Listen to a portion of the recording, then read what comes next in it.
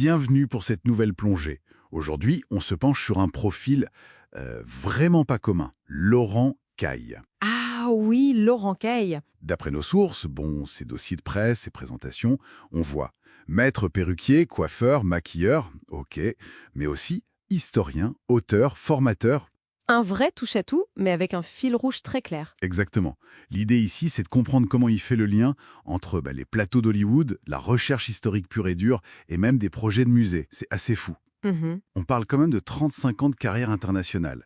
Des trucs assez marquants. Marie-Antoinette de Sofia Coppola, on s'en souvient.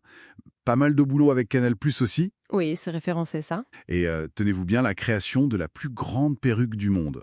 Alors, les sources disent pas quelle taille exactement, mais bon, Ah, ça intrigue. On aimerait bien savoir. ça pique la curiosité, ouais. C'est ça. Et ce qui est vraiment frappant dans les documents qu'on a, c'est que cette double casquette, artiste et historien, c'est pas juste deux choses séparées. C'est vraiment une synergie. D'accord. Ses recherches historiques, il fait ça depuis plus de 20 ans, c'est pas juste un passe-temps, quoi, c'est la base de son travail. Et le fondement de sa démarche. Voilà. L'objectif qu'il affiche, c'est de corriger les anachronismes. On en voit tellement dans les films d'époque, les séries. Ah oui, les coiffures, parfois c'est jure un peu. Exactement. Donc il y a cette exigence de rigueur. Mais ce qui est peut-être encore plus intéressant, c'est qu'il garde pas ça pour lui. Hmm. Il diffuse beaucoup via sa structure UXAR International. Ça a l'air d'être par là que passent ses formations, peut-être du conseil aussi. UXAR, oui. Et puis, il donne des conférences partout dans le monde sur l'histoire des coiffures, des perruques. C'est presque, comment dire... Une mission. Oui, une mission pour l'authenticité historique dans son métier. C'est assez militant, en fait. Et ça reste pas juste des conférences ou de la théorie. Il a des projets très concrets qui découlent de ça. Tout à fait. D'abord, une boutique en ligne. Bon, d'après ce qu'on lit, elle est un peu en mode catalogue pour l'instant, parce qu'il bouge beaucoup apparemment. Oui, c'est ce qui est mentionné. Mais l'ambition, c'est clair, une vraie e-boutique qui vise les États-Unis avec des produits made in France.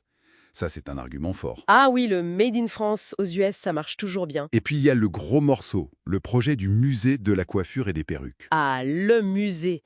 C'est un projet d'envergure. L'idée a l'air vraiment ambitieuse. Reconstitution hyper fidèle, des mannequins de cire, un parcours immersif, quoi. Un voyage dans le temps par la coiffure. C'est ça, un vrai projet culturel. Par contre, les sources disent qu'ils cherchent encore le lieu. La piste de Marseille n'a pas abouti, apparemment. Mais est-ce qu'on sait où ça en est, cette recherche? C'est précis? Les dossiers sont assez discrets sur l'état exact de la recherche de lieu, non? Ils insistent plus sur le concept, l'ambition. D'accord. Mais si on analyse un peu le potentiel, les boutiques aux US, ça colle parfaitement aux tendances. Le Made in France, le luxe, l'artisanat, et même le B2B, il pourrait toucher les professionnels via son réseau. Oui, avec ces formations, ça crée une synergie. Les gens formés pourraient vouloir ces produits. Héritage, en quelque sorte. Une déclaration, comme vous disiez. Voilà, et si on prend un peu de recul, on voit se dessiner un écosystème très cohérent. C'est pas juste des activités éparpillées. Non, c'est vrai. Le musée, c'est la culture, l'histoire. Les livres qu'il prépare, c'est la transmission du savoir. La boutique, ce sont les outils. Les formations, c'est la diffusion.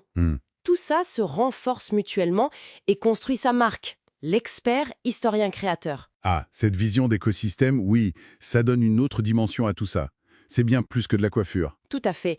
Et ça nous amène logiquement à son potentiel aux États-Unis. Les sources sont assez claires là-dessus. Oui, il y a des pistes intéressantes. Elle parle de liens possibles avec les MUASH Awards, les prix du syndicat des maquilleurs et coiffeurs à Hollywood.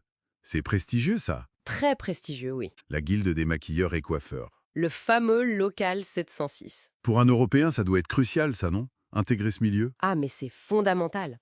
Pour un pro qui n'est pas américain, C'est la reconnaissance. c'est plus que ça. C'est une crédibilité institutionnelle. Ça ouvre les portes des grosses productions. Ça montre qu'il comprend comment ça marche. D'accord, les règles du jeu. C'est ça. Et sa proposition unique, ce mélange d'artisanat français et de rigueur historique, ça pourrait vraiment plaire à Hollywood. Ils cherchent souvent cette authenticité pour les films d'époque ou même le fantastique. Ils vendent pas juste des perruques, en fait.